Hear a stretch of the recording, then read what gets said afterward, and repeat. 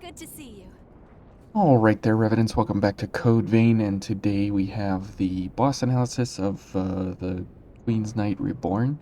And I guess we'll start out by just a couple of things as a housekeeping rule for this guy. And the reality is that he's a fairly repeatable kind of pattern kind of a boss. And the problem comes with him. There's really no problem in the actual fight, but the problem comes with him is that knowing which attacks are blockable and which attacks are unblockable. Because he does have a couple of attacks that are unblockable, and if you don't know about those, then it can really, really change the flow of how you operate um, under the different attack strings and sequences that he has.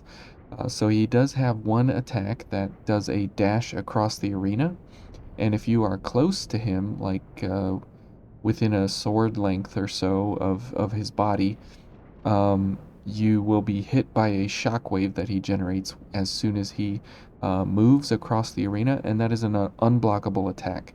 However, there comes a point when he's out of the shockwave, about halfway through his run, and he transitions into a spinning attack. That spin and the halfway through the dodge across the arena, you can block those. However, and we'll see if we can try and get him to do some of these attacks, but there's no guarantee on demand. But when you see them, you know them. So whenever he does that charge up to dash across the arena, let's say at a friend or at your partner, um, you don't want to sneak up on him from behind because there is a back shockwave as well that hits from behind him, and that is unblockable as well. So that's the number one unblockable. The number two unblockable is the shield bash. When he does a three-hit combo, he does a forward strike, a over the head strike, and then he does a shield bash, and that shield bash is unblockable. So if you're into that three-hit string, then you got to watch for that third attack. But it looks just like his one attack and his two attack string. So you don't know when it's coming. You just have to kind of feel it that while he's going extra long here, and you know to dodge on the third.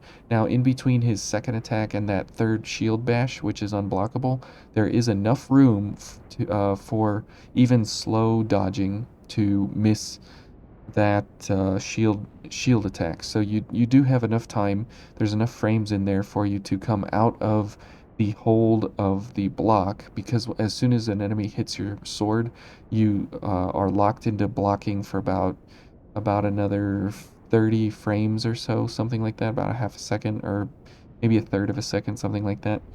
And so in that regard, there's just enough time for you to come out of that stagger or that block lock, I guess you could say, and dodge out of the way before the shield bash hits you. But it's a very, very tight timing window, so you have to be really, really paying attention to what's going on. And let's see. And the third unblockable attack is when he does um, the overhead into the center of the arena slam, and he puts out the blood pillars that shoot outwards from his center of mass.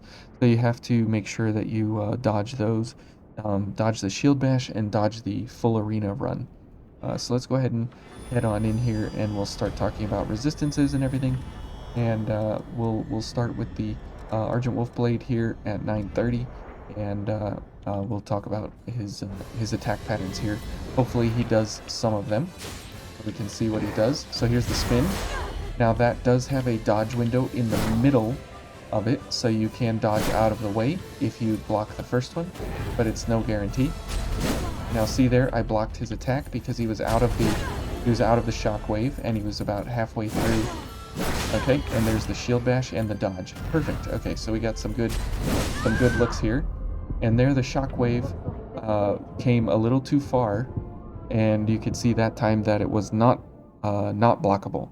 So you have to be kind of on your toes about how far away you are from that shockwave. And like I said, it's about half the arena is the shockwave, and if you're within that shockwave, it's an unblockable attack. But if you're outside of the shockwave, as you saw in the first two attacks there, we were able to block it effectively as soon as he dodged towards us. So you kind of have to gauge that distance as to where that shockwave ends. It's not really his sword that's doing the attack, it's that shockwave charge up that's around his body, and you see the red sparks and everything. So that charge up attack is what's knocking you down. So gotta pay attention to that. Okay, so let's go for damage attacks, and we'll start with crush and slash first. So 862 and 930. And so I can tell you right off the bat that his slash and crush resistances, his slash resistance is 10% in the first phase, and it's 25% for crush in the first phase, and 10% for pierce in the first phase. So here, the Argent Wolf Blade, we're doing 930. So 930 times times 0.9. I can push the button, times 0.9 for the first attack, and then times 0.75 for 25% crush resistance, and that should get us around 628 or so. So that's the number we kind of want to see. And for the Queenslayer blade, it would be 862 times 0.9 times 0.9 because it's a 10% resist on slash, so 698 or so. So even though it's a lower value, because of the resistances, the Queenslayer blade will be doing more damage. Okay, so let's go ahead and see what we got here. So remember, we're looking for 628. There we go. Okay. So it's a 10% resist. And here, remember, it's like 698. Yep, there we go. So 10% resist on flash and 25% resist on crush. So those are pretty strong resistances overall. So crush is definitely not what you want to be doing going against this guy because he has such a huge resistance to it. So now looking at pierce from the Libertador here, remember our value is 905, and if we're getting a 10% reduction, we should be seeing something in the range of about 815 or so, something like that. Yep, there we go. Okay, so there's his three attack with the shield at the end. So that's very nice too. And if you just kind of go around him in circles, okay, so there's his circle attack, then he really can't do too much because he's so clunky. And so if you just continue to move around in circles, and I've always found that it's better if you move left around him, because it kind of is a better pattern overall, but I don't know why. But yeah, it's just kind of a fun way to just continue to move left around him and stay close, and he really can't do much, and you just keep moving left. Oh, until that happens, and then he chops your face off. Okay, now what he's doing there is the shield block. So if you hit that shield with anything at all, then he will retaliate with a stun, and then you will be locked in place, and he will chop your head off again. So definitely don't want to be doing that. Okay, so now as we look at his element resistances, we'll use the Argent Blade here, and so we'll be solving the equation 930 times 0.9 times 0.75 times 1 plus 0.2 minus x equals the value of whatever we see on the card, or whatever we see on the screen. So let's go ahead and try blood first, and we'll see here what the value is. Okay, 502. Very nice. Let's pause. So then we say 502, and it solves, and he's got a 40% blood resist on this bad boy here. So definitely don't want to be doing blood, which is why something like Radiant Barrel or Fusillade Rondo are so horrible against him, because they have blood damage built into them, and so you're unable to get huge damage numbers with those because of that 40% resist, which is very, very bad. So even if you use Merciless Reaper, you're only getting a 7.5% reduction on his pierce, so that gives you a 2.5% reduction on his pierce damage, but you still have that 40% damage from blood to overcome. He does have a 20% fire resistance, and he has a 0 ice and lightning resistance. So you definitely want to be doing ice and lightning, slash or pierce, and that will do you nicely. So some really good weapons would be just basically any bayonet. It would be the thunderbolt, and if you do the charge attack on this, it is slash. If you do the regular attack, it's crush. So that's very, very, or sorry, the charge attack is pierce. Did I say that? I can't remember. And the regular attack is crush. So you want to be doing the charge attack if you're using the thunderbolt, because this weapon has all three damage types. It has slashing in the weapon, it has crush in the regular shot, and it has pierce in the charge shot. So very, very cool that a weapon has all of those weapon damage types all crammed into one. But if you're going for basically any other bayonet, that would be nice. You can get some really good damage numbers off. So something like the Bloody Snow would be an exceptional bayonet here because it does pierce damage. And if we go ahead and kind of see what that would look like, maybe go for a blood sacrifice here or something, and maybe, I don't know, change this to a charge, and change this to charge. So if we do something like this, there we go, and we'll go one more and then heal. Oh, and I guess we should get a charge booster here. Where is it? There we go. Okay, there we go. And then we'll go ahead and check out how this does. This is no buffs or anything, it's just literally right out the gate, so that's pretty good.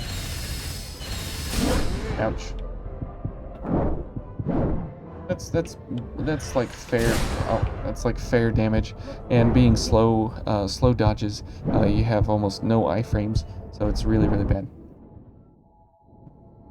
Okay, and the other thing about his element resistances is that they don't change between the transition periods and stuff. So it's really, really nice that um, whatever the um,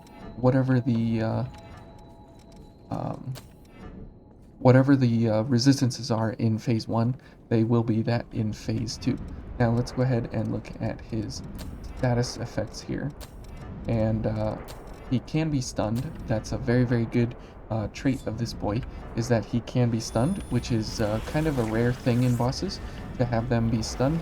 So it's very, very good that he can be, because not every boss can be stunned, and that's really, really good for us because it means that we'll be able to do some crazy things with that. So you can see there that the best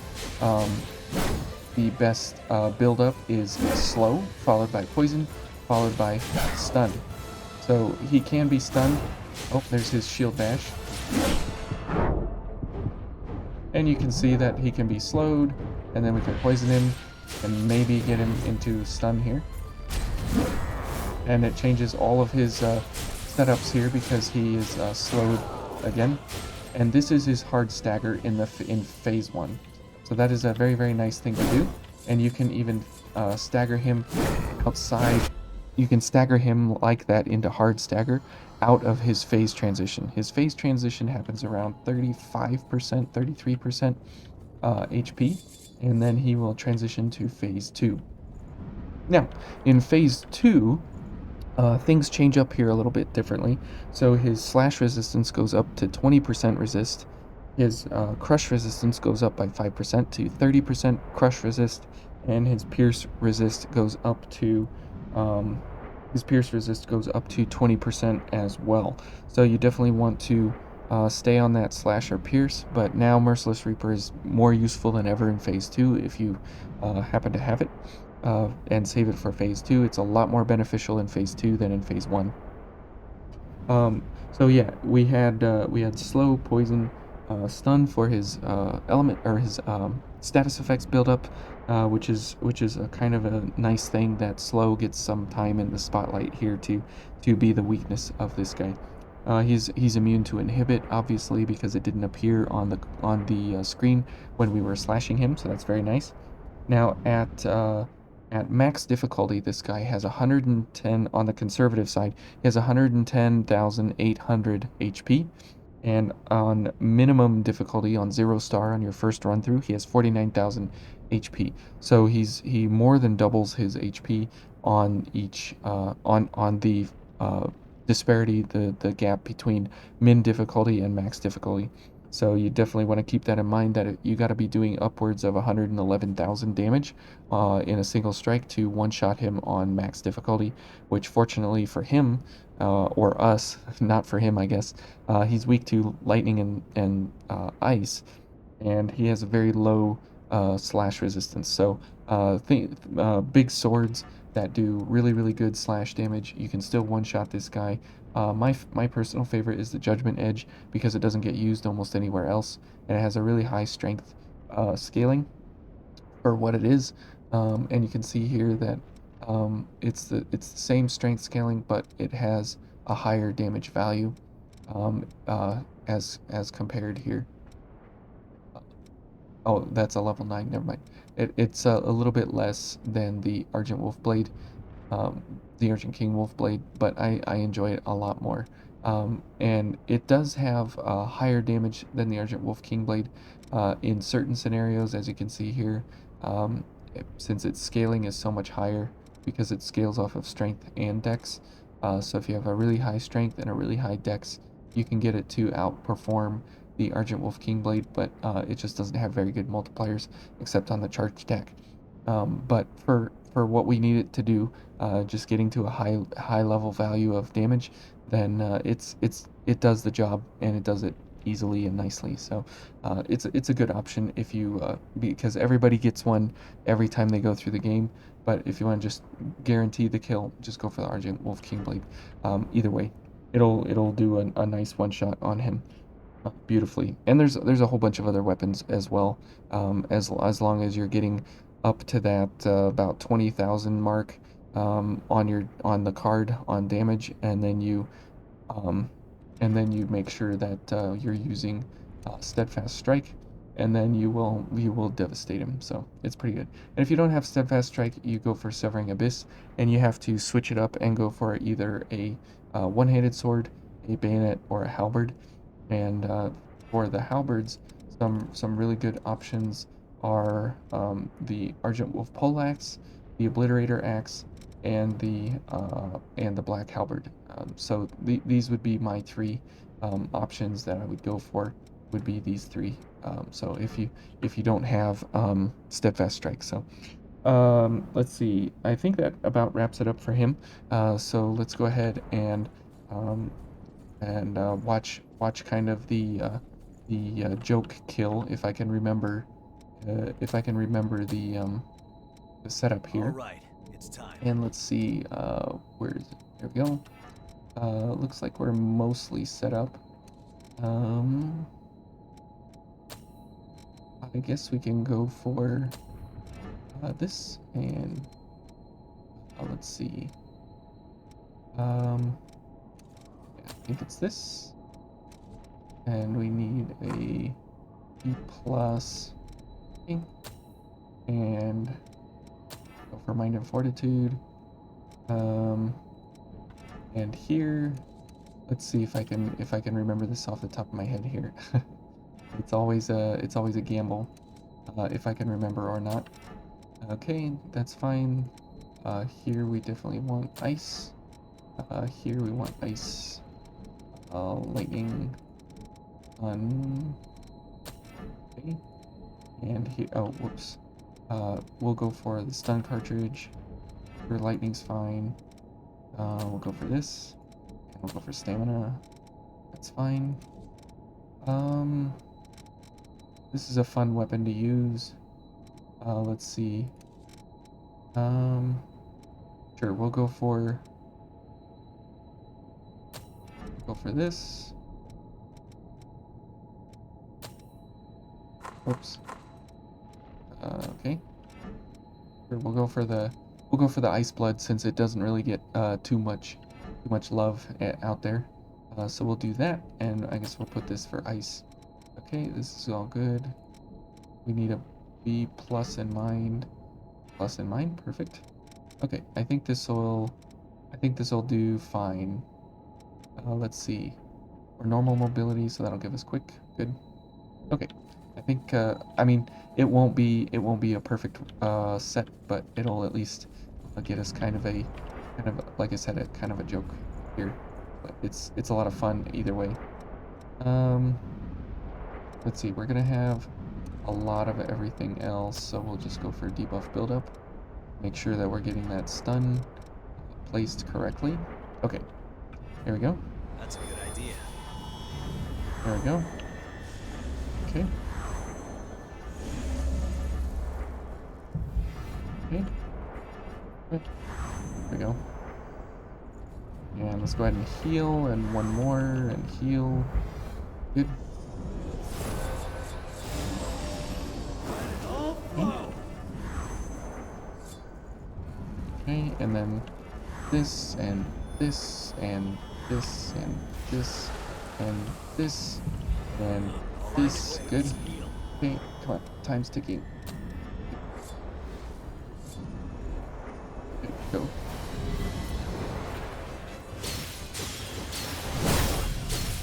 Okay. There we go.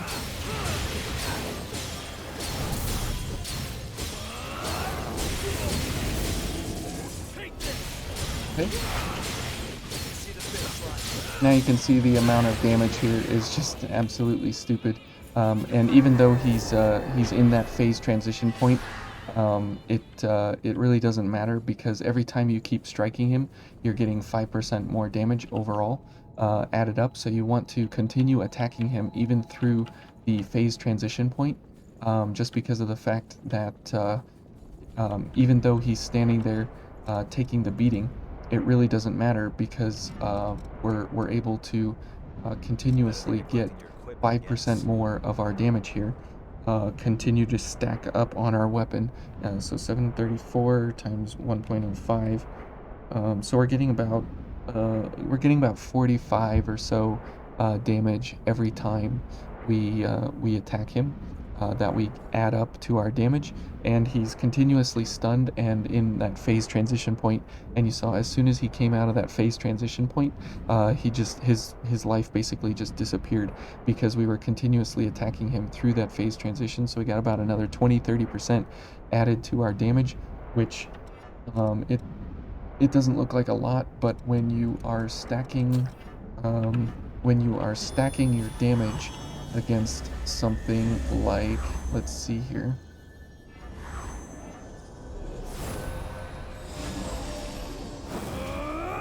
When you're stacking your damage against 2600, so 5% of that, so you've got 2612 times 1.05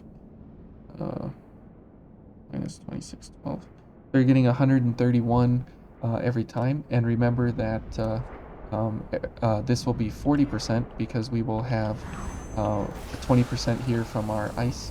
So now we're at 70, so that's 40% increase on our damage there. So it stacks up very, very, very, very, very quickly. So after, let's say, 10 attacks, you're adding another 1300 or so times 40% to to your damage. So that would be about 4,000 times 1.4.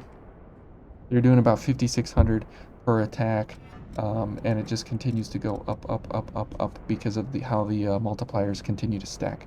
So it's a super devastating setup here for him, and but it's just a lot of fun to be able to take him down in such a fun way.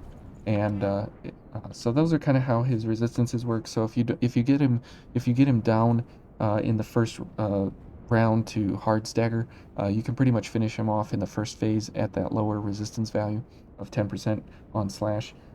But if you don't, it doesn't really matter. Because he's a pretty good setup here to go against him. But yeah, that's been the Queen's Knight Reborn and some insight maybe for how his attacks go and different things, and for some just different thoughts about maybe how to go against him. So anyways, thank you all for watching, and we'll see you tomorrow for another one.